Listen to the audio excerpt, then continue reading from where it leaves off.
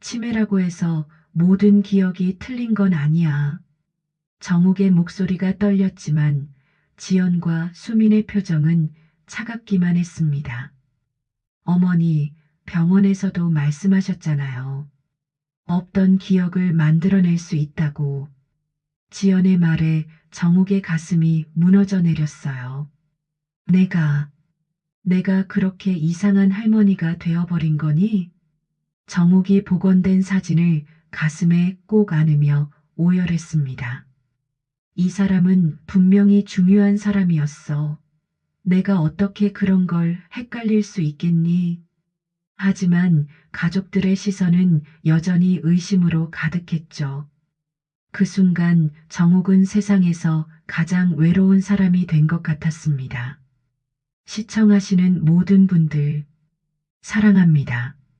10월의 따스한 오후, 72세의 정욱 할머니는 거실 소파에 앉아 낡은 사진첩을 넘기고 있었습니다.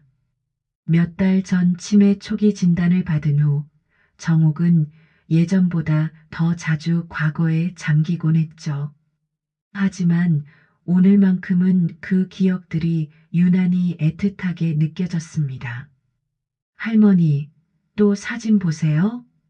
손녀 수민이 학교에서 돌아와 교복 가방을 소파에 내려놓으며 다정하게 물었습니다.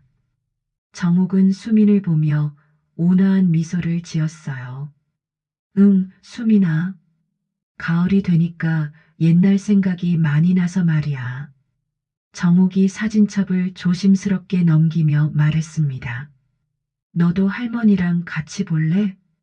수미는 할머니 옆에 자리 잡고 사진첩을 함께 들여다봤습니다. 흑백 사진부터 컬러 사진까지 한 가족의 반세기 세월이 고스란히 담겨 있었죠.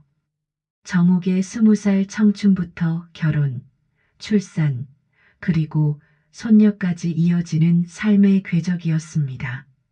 와, 할머니 정말 예쁘셨네요. 엄마가 할머니를 완전히 빼닮았어요.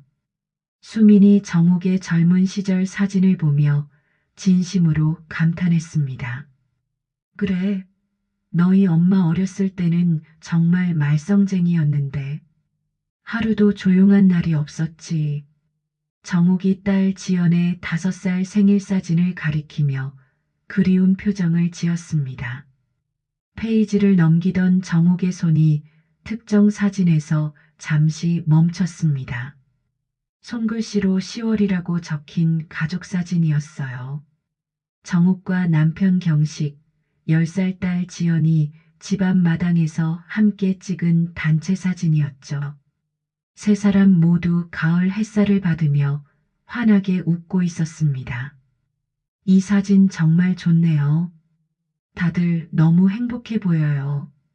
수민이 사진을 자세히 보며 말했습니다. 정욱은 그 가을 사진을 유독 오래 바라봤습니다. 그 표정에는 단순한 그리움을 넘어선 묘한 아련함이 스며들어 있었죠. 마치 그 사진 속에 중요하지만 잃어버린 무언가가 숨어 있는 것처럼 말이에요. 할머니, 그런데 이 사진 많이 바래고 흐릿해졌네요. 수민이 사진을 더 가까이 들여다보며 아쉬워했습니다. 얼굴 표정도 잘 안 보이고 배경도 뿌옇고 그러고 보니까 요즘은 스마트폰 앱으로 이런 옛날 사진도 완전히 새 것처럼 복원할 수 있어요. 한번 해볼까요?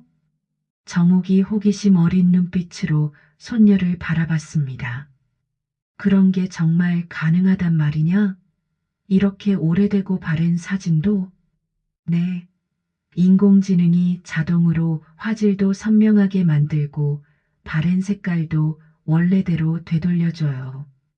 심지어 보이지 않던 부분까지 또렷하게 만들어준다고요. 수민이 최신형 스마트폰을 꺼내며 신이 나서 설명했습니다. 이렇게 소중한 가족 사진이니까 예쁘게 복원해서 액자에 넣어드릴게요. 정욱이 잠시 망설이는 듯 했습니다. 새로운 기술에 대한 막연한 두려움도 있었지만 손녀의 관심과 정성이 고마웠거든요. 곧 호기심이 이겼습니다. 그럼 한번 해보자꾸나. 요즘 세상은 정말 신기해. 할머니가 젊었을 때는 꿈도 꿀 수 없었던 일들이야. 수미는 조심스럽게 사진을 촬영한 후 AI 복원 앱을 실행했습니다. 화면에 진행률 바가 나타나며 복원 작업이 시작되었죠. 할머니, 5분 정도 걸려요. 인공지능이 사진을 분석해서 원래 모습으로 되돌리는 거래요. 정옥은 수민의 손끝에서 펼쳐지는 신기한 기술을 넋을 잃고 바라봤습니다. 복원이 진행되는 동안 정옥은 원본 사진을 다시 한번 자세히 들여다봤어요. 20년이라는 세월로 바래고 흐릿해진 사진이었지만 그 속에서 뭔가 중요한 부분을 놓치고 있다는 이상한 직감이 들었습니다. 완료됐어요. 할머니, 이거 정말 대박이에요. 수민이 흥분해서 화면을 보여줬습니다. AI 기술의 놀라운 힘으로 바랜 사진이 생생하게 되살아났습니다. 색감은 선명해지고 흐릿했던 윤곽들이 또렷하게 드러났죠. 하지만 수민의 표정이 점점 이상하게 변했어요. 이상해요. 수민이 화면을 확대하며 당황한 목소리로 중얼거렸습니다. 왜 그러니, 수민아? 뭔가 잘못됐니? 할머니, 이 사람은 누구예요? 수민이 화면의 특정 부분을 가리키며 놀란 목소리로 물었습니다. 정옥이 수민이 가리키는 곳을 본 순간 숨이 멎을 것 같았습니다. 복원된 사진에는 4명이 서 있었거든요. 정옥과 경식, 지연 그리고 한 명이 더. 젊은 남성이 가족들과 함께 자연스럽게 서서 카메라를 향해 따뜻한 미소를 짓고 있었습니다. 이 사람이 정옥이 사진을 더 가까이 들여다봤습니다. 그 순간 뇌리에 뭔가 번개처럼 스쳐 지나갔지만 정확히 무엇인지 잡아낼 수 없었어요. 하지만 그 젊은 남성의 얼굴을 보는 순간 가슴 깊은 곳에서 알 수 없는 감정이 밀려들었습니다. 저도 이분을 본 적이 전혀 없어요. 우리 가족 사진인데 완전히 모르는 사람이 있다니. 수민이 당황하며 원본과 복원된 사진을 번갈아 비교했습니다. 바로 그때 현관문이 열리며 딸 지연이 퇴근길에 들렀습니다. 거실의 이상한 분위기를 감지한 지연이 다가왔어요. 어머니, 수민아, 무슨 일이에요? 둘 다 표정이. 엄마, 정말 이상한 일이 일어났어. 수민이 급하게 복원된 사진을 보여줬습니다. 할머니 옛날 가족사진 복원했는데 여기 이 사람 봐. 완전 모르는 사람이야. 지연이 화면을 받아 자세히 살펴보더니 고개를 갸우뚱했습니다.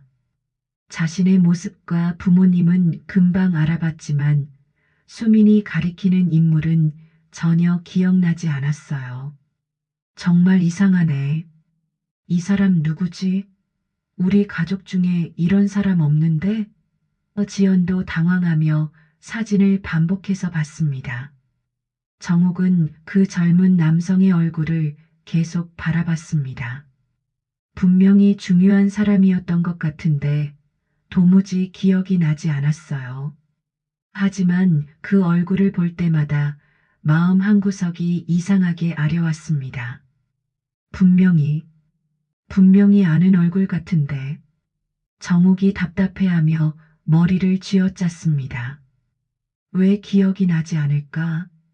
그날 밤 정옥은 복원된 사진을 손에 들고 잠들지 못했습니다. 그 낯익은 얼굴이 자꾸만 머릿속을 맴돌았거든요. 다음 날 아침 정옥은 일찍 잠에서 깨어 거실로 나왔습니다. 밤새 그 젊은 남성의 얼굴이 머릿속을 떠나지 않았거든요. 복원된 사진을 다시 꺼내 들고 한참 동안 들여다봤어요. 수민과 지연이 아침 식사를 하러 나왔을 때 정옥은 여전히 사진을 붙들고 있었습니다. 할머니, 밤새 잠도 못 주무시고 계속 보셨어요? 수민이 걱정스럽게 물었습니다. 계속 생각해 봤는데 정말 중요한 사람이었던 것 같아. 이 사람을 볼 때마다 마음이 자꾸 아프거든. 정옥이 사진을 바라보며 애타게 말했습니다. 지연이 커피를 마시며 걱정스러운 표정으로 어머니를 바라봤습니다. 어머니, 혹시 요즘 기억이 자주 헷갈리시잖아요. 병원에서도 그런 틀린 기억 증상이 있을 수 있다고 하셨고, 치매라고 해서 모든 기억이 틀린 건 아니야. 정욱이 목소리를 높이며 반박했습니다. 이 사람은 분명히 중요한 사람이었어. 내가 그런 걸 헷갈릴 리 없다고. 어머니, 진정하세요. 지연이 달래려 했지만 정욱은 계속 초조해했습니다. 내가 뭔가 아주 소중한 걸 잊고 있는 것 같아. 이 사람을 꼭 기억해내야 해. 정욱이 간절하게 말했습니다. 수민이 할머니를 위로하며 말했습니다. 할머니, 천천히 생각해 보세요. 혹시 오래된 편지나 사진이 더 있을 수도 있잖아요.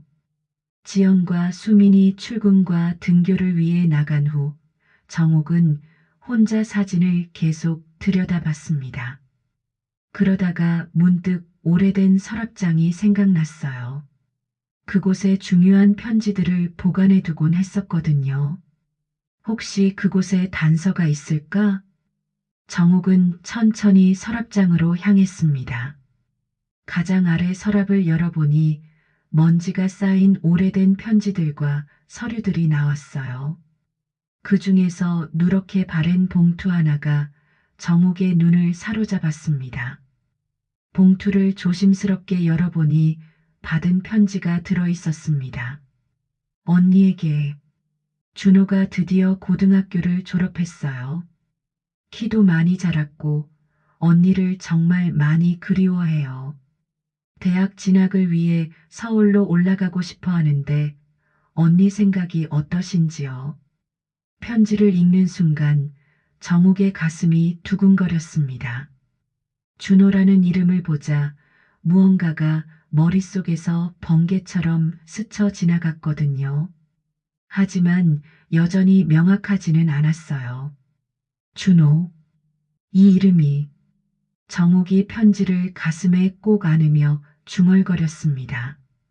편지에는 준호의 근황이 자세히 적혀 있었어요. 성격이 밝고 착하다는 이야기, 공부를 열심히 한다는 이야기, 그리고 정욱을 애타게 그리워한다는 내용까지 말이죠. 오후에 수민이 학교에서 돌아왔을 때 정욱은 편지를 보여줬습니다. 수민아, 이걸 좀 봐. 준호라는 이름이 나와. 수민이 편지를 읽어보니 오래전에 쓰인 것이었고 준호라는 이름이 여러 번 언급되어 있었어요. 할머니, 준호가 누구예요? 혹시 어제 사진 속 그분이랑 관련이 있나요?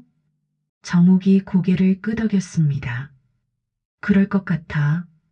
이 이름을 보니까 뭔가 기억이 날 것 같은데 아직 확실하지는 않아. 편지 쓴 분은 누구세요? 할머니 친척 언니야. 오래전에 돌아가셨지만 왜 내가 이 편지를 그렇게 소중히 보관했을까? 바로 그때 지연이 퇴근해서 집에 돌아왔습니다. 어머니와 딸이 오래된 편지를 보며 심각하게 이야기하고 있는 모습을 보고 다가왔어요. 어머니, 수민아, 무슨 이야기를 하고 있어요? 수민이 편지를 지연에게 보여줬습니다. 엄마, 할머니가 오래된 편지를 찾으셨어요. 여기에 준호라는 사람 이야기가 나와요. 지연이 편지를 받아 읽어봤습니다. 25년 전 편지였고 내용도 매우 구체적이었죠.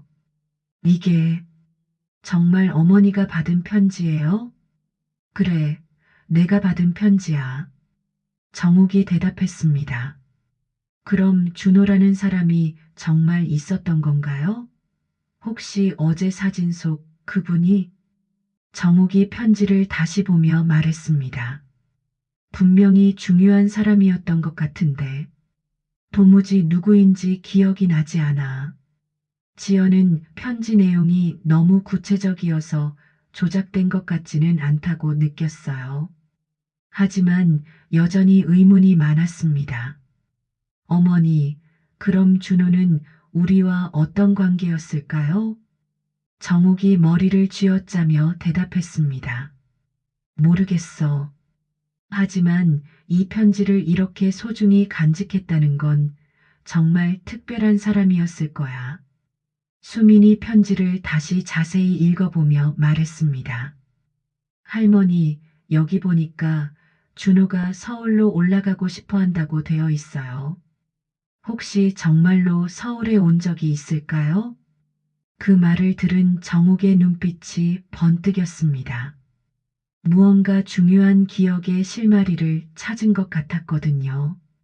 그날 밤 정욱은 준호라는 이름을 계속 중얼거리며 잠들지 못했습니다.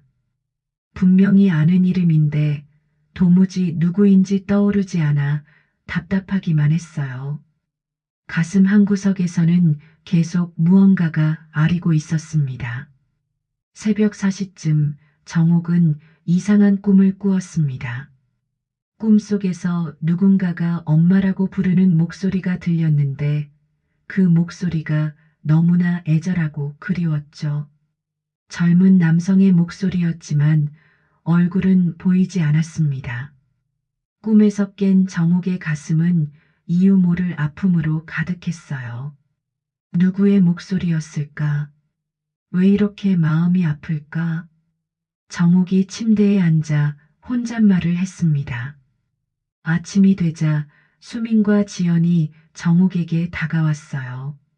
할머니, 어젯밤에 준호에 대해 더 생각나신 거 있어요? 수민이 조심스럽게 물었습니다. 꿈에서, 꿈에서 누군가가 나를 부르는 소리가 들렸어. 엄마라고.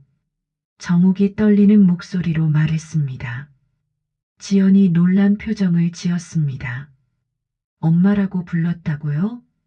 응, 그 목소리가 정말 그리웠어. 마치 오랫동안 만나지 못한 소중한 사람의 목소리 같았지. 수민이 편지를 다시 읽어보며 말했습니다. 할머니, 편지에 보니까 준호가 서울로 올라가고 싶어 한다고 되어 있어요. 혹시 정말로 우리 집에 온 적이 있을까요? 정욱이 그 말을 듣자 무언가 번뜩이는 것 같았어요. 서울로 누군가. 할머니, 뭔가 기억나세요? 누군가 우리 집에 온 적이 있었던 것 같아. 젊은 남자였는데. 정욱이 애써 기억을 더듬어 봤습니다. 지연이 관심을 보였습니다. 어머니, 우리 집에 누가 왔었나요? 저는 기억이 잘 안 나는데. 정욱이 머리를 감싸며 생각해 봤습니다. 친척, 친척이라고 했던 것 같은데. 조카라고. 조카요? 수민이 물었습니다. 지방에서 올라온 대학생이었던 것 같은데. 며칠간 머물렀던. 정욱이 기억을 더듬어 보려 했지만 여전히 흐릿했습니다. 지연도 기억을 떠올려 보려 했지만 명확하지 않았어요. 어머니, 저는 그때 일이 잘 기억이 안 나는데 정말 그런 일이 있었나요? 그 사람 참 착한 얼굴이었어.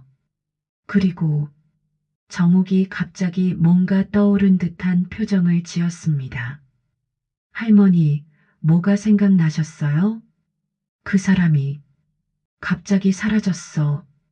정욱의 목소리가 갑자기 어두워졌습니다. 수민과 지연이 서로 놀란 눈빛을 교환했습니다. 사라졌다고요? 지연이 물었습니다. 정욱이 고개를 끄덕였습니다. 어느 날 갑자기 아무 말도 없이 흔적도 없이 그럼 그분이 준호일 가능성이 있다는 거네요? 수민이 말했습니다. 그럴 것 같아. 하지만 아직 확실하지는 않아. 지연과 수민이 나간 후 정욱은 혼자 편지를 다시 읽어봤습니다. 준호가 서울로 올라가겠다는 내용을 보니 뭔가 연결고리가 있을 것 같았어요. 준호가 정말 우리 집에 왔었을까? 그럼 왜 갑자기 사라진 걸까? 정욱은 문득 창고에 보관된 오래된 물건들이 생각났습니다. 뭐라도 그때 남긴 물건이 있을지도 모른다는 생각이 들었거든요. 창고로 향한 정욱의 발걸음은 느렸지만 확신에 차 있었습니다. 먼지가 쌓인 상자들 사이에서 낡은 가방 하나를 발견했어요. 이게 뭐였지? 정욱이 가방을 조심스럽게 열어보니 젊은 남성의 옷가지들이 들어 있었습니다. 가방 속에서 몇 장의 서류도 나왔어요. 그중 하나는 대학교 입학 관련 서류였는데 이름 부분에 준호라고 선명하게 적혀 있었습니다. 준호. 정말 준호였구나. 정욱이 서류를 보며 가슴이 두근거렸습니다. 하지만 여전히 준호가 정확히 누구인지 왜 집에 왔었는지는 명확하지 않았어요. 단지 정말로 준호라는 사람이 존재했고 이 집에 있었다는 것만 확실해졌을 뿐이었습니다. 준호야, 넌 대체 누구였을까? 정욱이 서류를 가슴에 꼭 안으며 중얼거렸습니다. 그때 가방 깊숙한 곳에서 작은 수첩 하나가 더 발견되었습니다. 정욱이 수첩을 펼쳐보는 순간 그의 표정이 완전히 변했어요. 수첩 첫 페이지에 이런 글이 적혀 있었거든요. 사랑하는 엄마에게 언젠가 이 모든 걸 말씀드릴 날이 오기를. 정욱의 손이 떨리기 시작했습니다. 이제 뭔가 중요한 단서를 찾은 것 같았거든요. 오후에 수민이 학교에서 돌아왔을 때 정욱은 흥분한 표정으로 발견한 물건들을 보여줬습니다. 수민아 봐. 정말로 준호가 있었어. 수민이 서류들을 살펴봤습니다.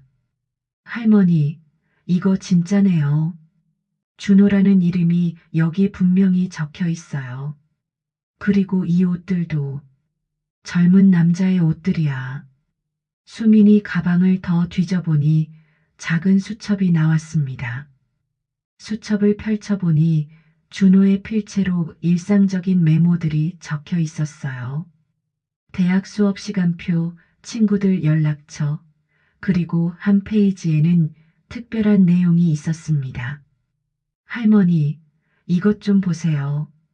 수민이 수첩의 한 페이지를 가리키며 말했습니다. 그곳에는 엄마라고 적힌 전화번호가 있었고 그 아래에는 정말 고마워요. 언제까지나 기억하겠습니다라는 글도 있었어요. 할머니, 이 전화번호 혹시 아세요? 수민이 그 부분을 가리키며 물었습니다. 정욱이 번호를 보더니 깜짝 놀랐습니다. 이건 내 옛날 집 전화번호야. 그럼 준호가 할머니를 엄마라고 불렀다는 뜻인가요? 정욱의 머릿속에서 무언가가 번개처럼 스쳐 지나갔습니다.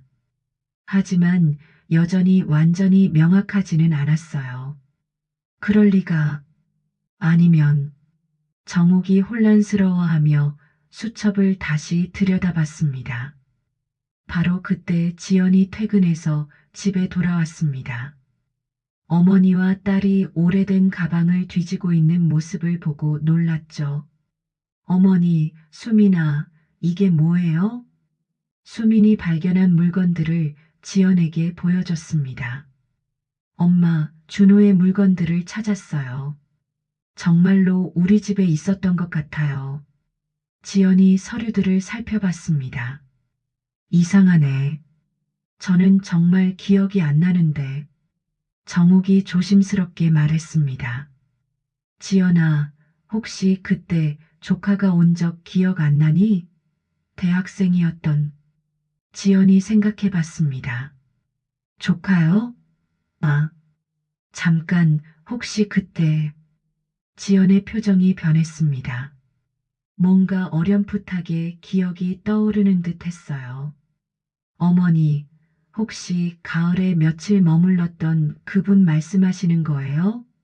키가 크고 착해 보이던. 정욱이 고개를 끄덕였습니다. 그래, 기억나니? 어렴풋이. 젊은 남자분이 며칠간 머물렀던 것 같긴 한데 자세한 건 기억이 안 나네요. 그분이 준호였던 거예요? 수민이 수첩을 보여주며 말했습니다. 그런데 정말 이상한 건 준호가 할머니를 엄마라고 불렀다는 거예요. 조카면 이모라고 불러야 하는 거 아닌가요? 정욱과 지연이 서로 바라봤습니다. 둘 다 그 의미를 완전히 이해하지 못하고 있었거든요. 아, 맞다 그게. 정욱이 망설이며 말했습니다. 갑자기 기억이 났습니다. 하지만 말을 해야 하나 말아야 하나 한참을 고민했습니다. 그때 일이 좀 복잡했어. 복잡했다는 게 무슨 뜻이에요? 지연이 물었습니다. 준호가, 준호가 며칠 머물다가 갑자기 사라졌거든. 수민과 지연이 동시에 놀란 표정을 지었습니다. 사라졌다고요? 수민이 물었습니다. 정욱이 고개를 끄덕였습니다. 어느 날 아침에 일어나 보니까 없더라고. 이 가방만 남겨두고. 지연이 깜짝 놀랐습니다. 그럼 이 가방이 그때 두고 간 거예요? 20년 동안 여기 있었던 건가요? 그런 것 같아. 나도 깜빡하고 있었는데 이제야 기억이 나네. 수민이 가방을 계속 뒤지며 말했습니다. 할머니, 혹시 준호가 왜 사라졌는지 아세요? 그리고 왜 지금까지 연락이 없는 건가요? 정욱의 표정이 갑자기 어두워졌습니다. 그게, 그게 가장 이상한 부분이야.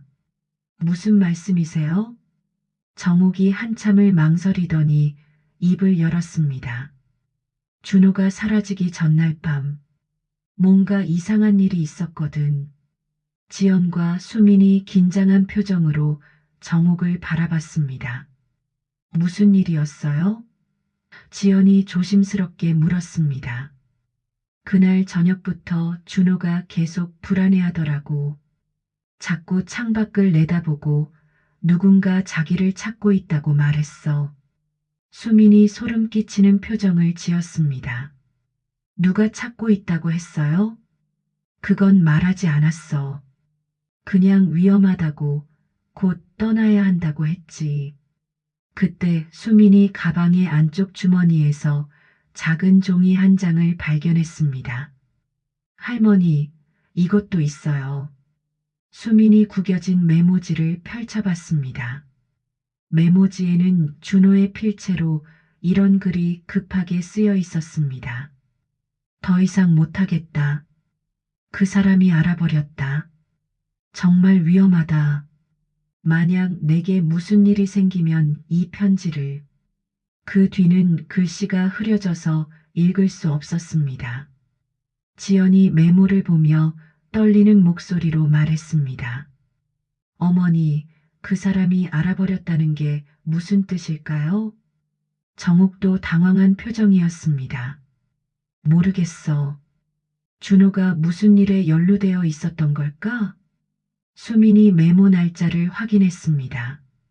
이거 영년 10월 15일이네요. 할머니, 가족 사진 찍은 게 언제였어요?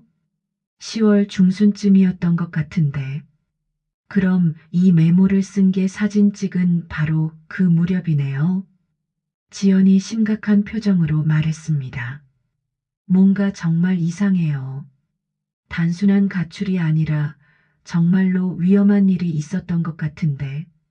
정욱이 눈물을 글썽이며 말했습니다. 그래서 경찰에 신고하기가 망설여졌어. 준호가 무슨 일에 연루되어 있었는지 몰랐고 혹시 더 큰 문제가 될까봐. 수민이 할머니의 손을 잡으며 말했습니다. 할머니, 이제라도 진실을 찾아야 해요. 준호에게 정말 무슨 일이 있었는지. 거실은 무거운 침묵에 휩싸였습니다. 모든 사람이 같은 생각을 하고 있었거든요. 이것은 단순한 실종이 아니라 훨씬 더 복잡하고 위험한 일일 수도 있다는 것을 말이에요. 다음 날 지연은 회사에 반차를 내고 집에 남아 있었습니다. 준호의 메모가 계속 머릿속을 맴돌아서 일에 집중할 수가 없었거든요. 그 사람이 알아버렸다는 대체 무슨 의미일까요? 어머니, 그날 밤에 대해 좀 더 자세히 말씀해 주세요. 지연이 조심스럽게 물었습니다. 정욱이 그날의 기억을 더듬어 보며 말했습니다. 정말 이상한 일들이 많았어. 어떤 일들이요? 준호가 저녁 내내 불안해하더니 밤늦게 너희 할아버지와 서재에서 이야기하는 소리가 들렸어. 지연이 놀란 표정을 지었습니다. 아버지와요? 무슨 이야기를 하셨는데요? 처음에는 조용히 이야기하는 것 같았는데 점점 목소리가 높아지더라고. 수민이 관심을 보이며 물었습니다. 뭐라고 하시던가요? 정욱이 기억을 되살리며 말했습니다. 자세히는 못 들었는데 준호가 이제 더 이상 숨길 수 없어요라고 말하는 게 들렸어. 그럼 할아버지는 뭐라고 하셨어요? 너희 할아버지가 화를 내시더라고. 내가 뭘 안다고 그런 소리를 하느냐면서 소리치시던 게 기억나. 수민이 소름 끼치는 표정을 지었습니다. 할아버지가 화를 내셨다고요? 할아버지는 평소에 온순하신 분 아니었나요? 그래서 더 이상했어. 그런 적이 없었거든. 지연이 불안한 마음으로 물었습니다. 그 다음에는 뭐가 있었어요? 조금 후에 준호가 급하게 방으로 올라가더니 짐을 싸기 시작했어. 그때 준호 얼굴이 정말 무서워 보였어. 정욱이 목소리를 낮추며 계속 말했습니다. 마치 뭔가 끔찍한 걸 본 것 같은 표정이었지. 거실은 무거운 침묵에 휩싸였습니다. 단순한 가족 갈등이 아니라 무언가 심각한 일이 있었을 가능성이 커 보였거든요. 수민이 가방을 다시 뒤져보며 말했습니다. 할머니, 혹시 준호가 그때 다른 물건도 남기지 않았을까요? 뭔가 더 구체적인 단서가 있을 수도. 가방에 숨겨진 주머니를 더 자세히 살펴보니 또 다른 서류들이 나왔습니다. 그 중 하나는 20년 전 신문 스크랩이었죠. 지연이 신문을 펼쳐보더니 얼굴이 창백해졌습니다. 이상해요. 이게 왜 여기 있지? 신문 기사는 어떤 건설회사의 비리 사건을 다룬 내용이었습니다. 그런데 놀랍게도 기사에 정욱의 남편 경식의 이름이 언급되어 있었어요. 아버지 이름이 여기 왜 나와 있지? 지연이 당황하며 기사를 자세히 읽어봤습니다. 기사에 따르면 경식이 그 건설회사에서 격리 업무를 담당하고 있었고 대규모 횡령 사건과 관련해서 참고인으로 조사를 받았다고 나와 있었습니다. 하지만 증거 부족으로 무혐의 처분을 받았다고 되어 있었죠. 정욱이 신문을 받아 읽어보더니 얼굴이 하얗게 질렸습니다. 이런 일이 있었다고? 나는 전혀 몰랐는데. 할머니, 할아버지가 이런 일로 조사받으신 적 있어요? 수민이 물었습니다. 아니야. 그때 너희 할아버지는 그냥 회사에서 정기 감사를 받는다고만 했어. 이런 심각한 일인 줄 전혀 몰랐지. 지연이 의문스러워했습니다. 그런데 왜 준호가 이런 기사를 가지고 있었을까요? 그리고 왜 이렇게 중요하게 보관했을까요? 수민이 갑자기 뭔가 깨달은 듯 말했습니다. 혹시, 혹시 준호가 집에는 알리지 않은 이 비밀을 알게 돼서 할아버지와 싸운 게 아닐까요? 무슨 말이야? 지연이 물었습니다. 준호가 메모에 그 사람이 알아버렸다고 썼잖아요. 혹시 할아버지가 준호의 정체를 알아버렸다는 뜻일 수도 있고, 아니면 반대로 준호가 할아버지의 비밀을 알게 되었을 수도 있어요. 가방을 더 뒤지자 또 다른 서류가 나왔습니다. 은행 통장 사본이었는데 영년 10월에 큰 금액이 입금된 기록이 있었어요. 그리고 그 통장의 명의는 경식이었습니다. 이상해요. 할아버지가 갑자기 큰 돈을 받으신 게 횡령 사건이 마무리된 직후네요. 수민이 날짜를 확인하며 말했습니다. 정욱이 통장을 보더니 기억이 떠오르는 듯 했습니다. 아, 그때 너희 할아버지가 갑자기 퇴직금을 받았다고 하시더라. 퇴직금이요? 지연이 의아해했습니다. 응, 회사에서 명예퇴직을 하게 되었다고. 그래서 목돈이 생겼다고 하셨어. 하지만 서류를 자세히 보니 퇴직금치고는 금액이 너무 컸습니다. 그리고 더욱 이상한 것은 입금 날짜였죠. 수민이 날짜를 다시 확인하며 말했습니다. 할머니, 이 돈이 들어온 날짜를 보세요. 준호가 사라진 바로 그 다음 날이에요. 거실에 무거운 침묵이 흘렀습니다. 모든 증거들이 하나의 끔찍한 가능성을 가리키고 있었거든요. 지연이 떨리는 목소리로 말했습니다. 설마 그런 건 아니겠죠? 정욱이 고개를 저었습니다. 그런 말하지 마. 너희 할아버지는 절대 그런 분이 아니야. 하지만 수미는 다른 생각을 하고 있었습니다. 할머니, 혹시 준호가 할아버지의 비밀을 알게 되었고, 그래서 할아버지가 그만해. 정욱이 울음을 터뜨리며 외쳤습니다. 내 남편이 그런 일을 했을 리 없어. 하지만 정욱의 마음 한편에도 의심의 씨앗이 자라나고 있었습니다. 그날 밤의 기억들이 하나씩 되살아나면서 이제까지 보지 못했던 진실의 조각들이 맞춰지기 시작했거든요.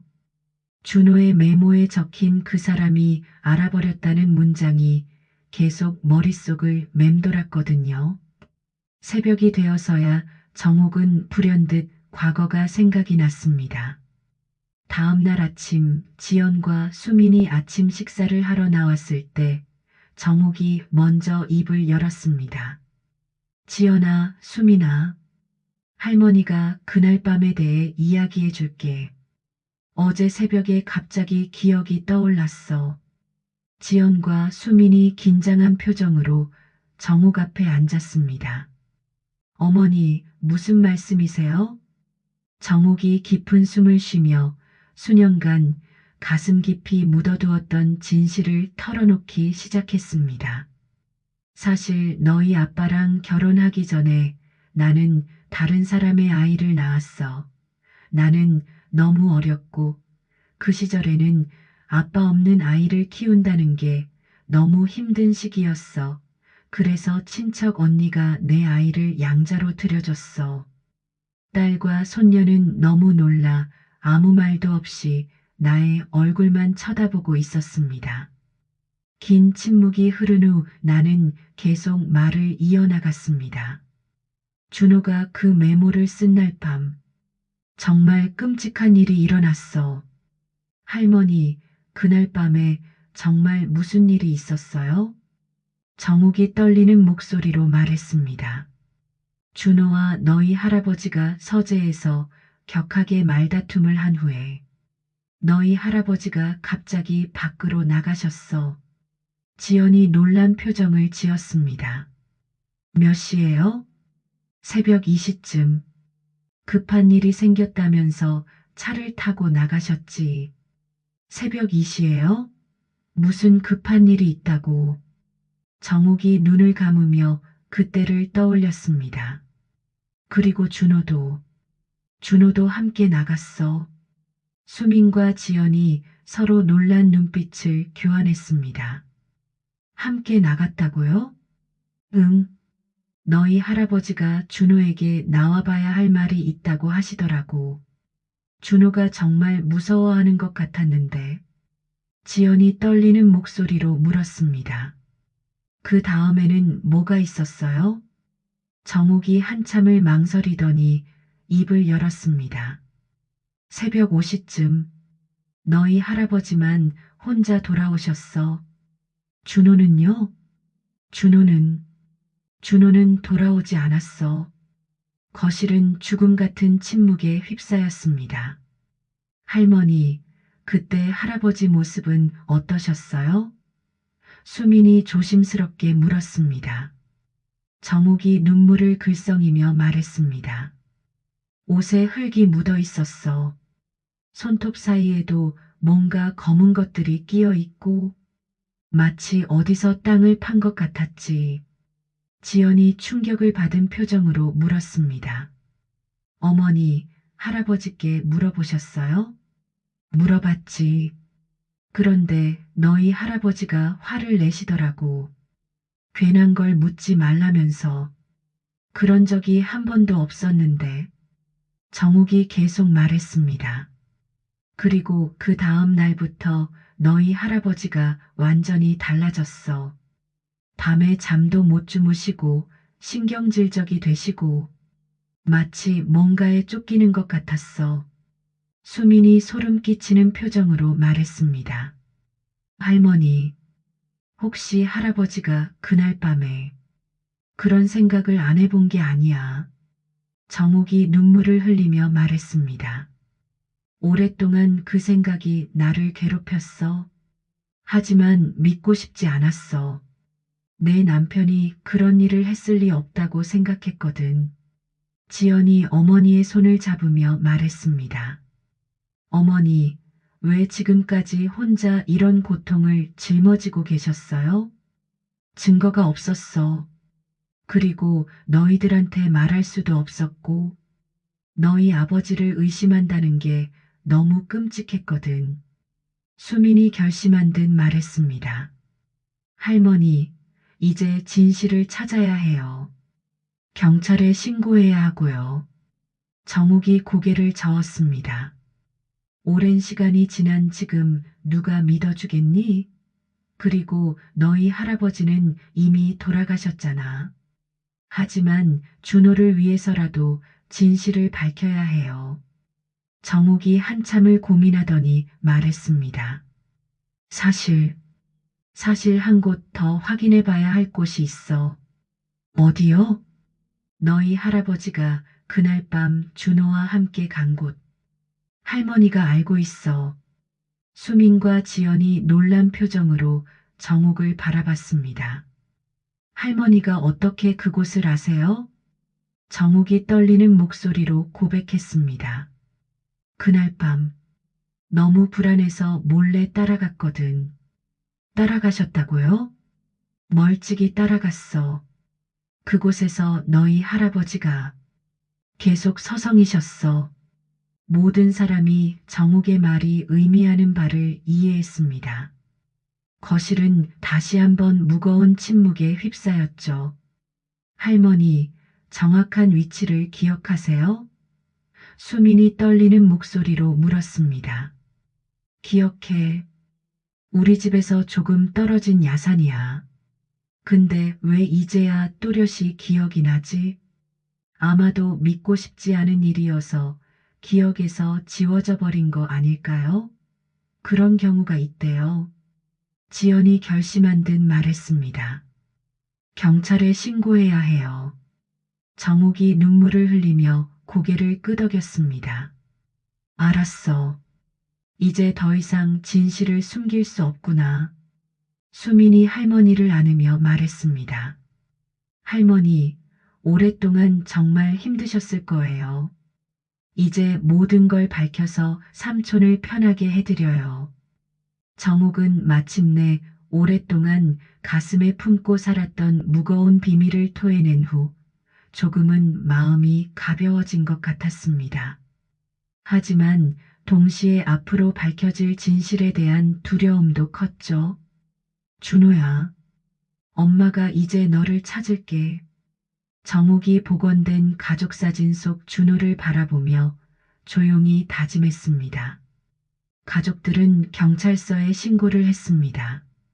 정욱의 증언과 준호의 유품들, 그리고 경식과 관련된 신문 기사들이 모두 증거로 제출되었죠.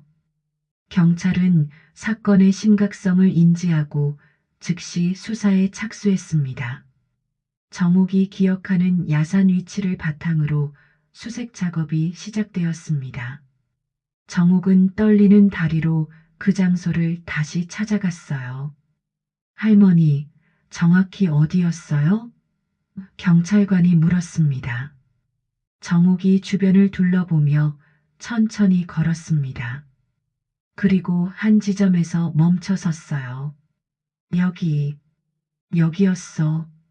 정욱이 떨리는 손으로 한 곳을 가리켰습니다.